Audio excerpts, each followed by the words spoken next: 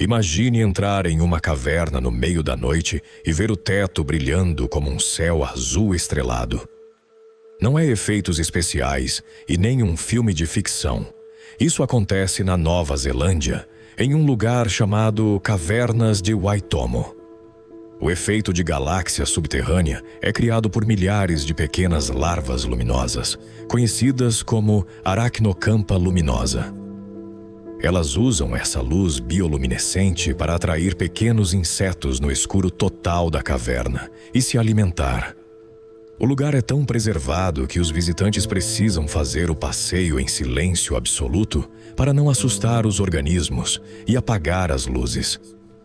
E você? Faria um passeio de barco no escuro para ver essa galáxia escondida debaixo da Terra? Comenta aí e segue o Mundo Oculto para ver o mundo como você nunca viu.